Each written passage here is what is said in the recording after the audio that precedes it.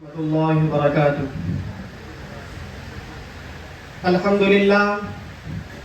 الحمدللہ وکفی وسلام علی عبادہ الذین اصطفی، اما بعد۔ دور حاضر کی تمام مادی اور معاشی و سماجی ترقی سے مستفید ہونے کے ساتھ ساتھ امت مسلمہ کے دامن میں بھی کئی سارے مسائل کے انبار ہیں، جن میں ایک توجہ طلب معاشرتی مسئلہ نکاح کے عمل کا دشوار ترین ہو جانا ہے۔ اس کے مکمل ذمہ دار صرف ہماری خود غرضی اور خود ساختہ معیارات ہیں۔ اسلام اور تعلیمات اسلامی نہیں ہے۔ اسلام نے تو نکاح کو آسان سے آسان تر بنایا ہے تاکہ اس کا فروغ ہو اور جرائم کا سدباب ہو، لیکن آج نکاح مشکل اور زنا آسان سے آسان تر ہوتا جا رہا ہے۔ اسی لیے بے نکاح کی ہی اپنی جنسی ضرورت کو پورا کرنے کا رجحان بڑھتا جا رہا ہے۔ مغربی تہذیب کے گندے ذہن نے گرل فرینڈ اور بوائے فرینڈ کا جو تصور دیا، اس کا نتیجہ بھی تو دیکھو۔ وہاں لاکھوں افراد ایسے ہیں جن کی ماں تو معلوم مگر باپ کا پتہ نہیں۔ ظہر الفساد فی البر والبحر بما کسبت ایدی الناس۔ محترم سامعین، نکاح انسان کو متعدد برائیوں سے بچاتا ہے۔ نکاح سے انسانی اذہان و قلوب کا تزکیہ ہوتا ہے۔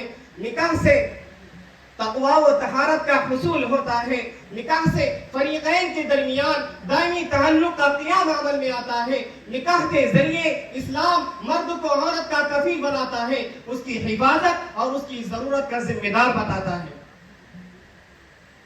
نکاح سے خاندانی نظام کی رسی مضبوط رہتی ہے، عادات حسنہ و اخلاق حمیدہ کا شیوع ہوتا ہے۔ غرض یہ کہ نکاح اللہ رب العزت کی طرف سے ایک عظیم نعمت ہے، اور جب یہ مصنون طریقے کے ساتھ ساتھ ہو تو اور بھی زیادہ آسان اور نور علی نور ہے۔ حاضرین جلسہ، اب سوال یہ پیدا ہوتا ہے کہ مصنون نکاح کہتے کسے ہیں؟ کس طریقے پر کیا جانے والا نکاح مصنون ہے؟ نکاح جس قدر عظیم امر الہی ہے، اس کا انعقاد بھی اسی قدر آسان ہے، مگر لوگوں نے اسے تصنع اور رسم و رواج کا رنگ دے کر اسے اسلامی رنگ سے بالکل الگ کر دیا ہے۔ ایک حدیث پیش کرتا ہوں، اس سے اندازہ لگائیں کہ مصنون نکاح کیا ہے اور کیسے کیا جاتا ہے۔ اذا خطب الیکم من ترضون دینہ وخلقہ فزوجوہ الا تفعلوا تکن فتنۃ فی الارض وفساد عریض۔ اس میں نکاح کا طریقہ یہ بیان کیا گیا ہے کہ اگر کوئی آدمی اپنے نکاح کا پیغام کسی لڑکی کے ولی یا سرپرست کو دے کہ میں اپنے نکاح کا پیغام میں اس لڑکی سے شادی کرنا چاہتا ہوں، اور لڑکی کے والد اگر لڑکے میں دین اور اخلاق پائے تو اس سے اس لڑکی کی شادی کر دیں۔ یعنی لڑکی کا ولی لڑکے سے کہے کہ میں اپنی بیٹی کی شادی تم سے کراتا ہوں، کیا تمہیں قبول ہے؟ لڑکا کہے کہ ہاں مجھے قبول ہے، بس شادی ہو گئی۔ یہی شادی کا اسلامی طریقہ ہے، جس میں کوئی محفل، کسی رسم و رواج، کسی تصنع اور کسی تکلف کا ذکر ہی نہیں۔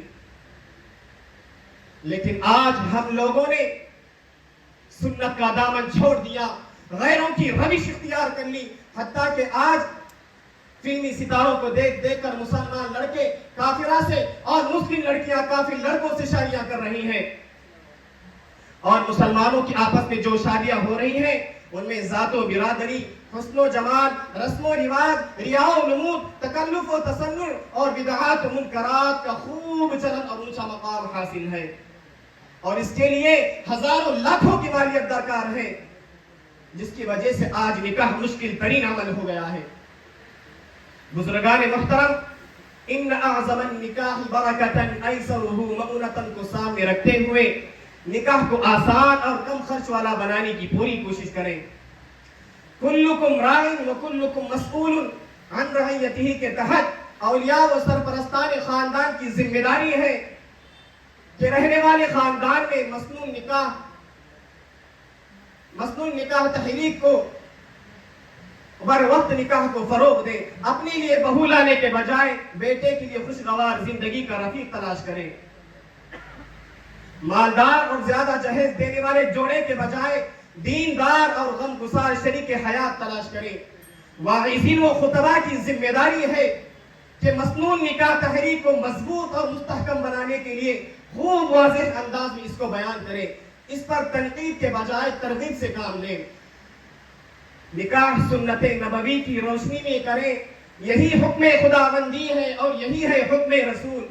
نکاح سنت نبوی کی روشنی میں کریں، یہی حکم خداوندی ہے اور یہی ہے حکم رسول.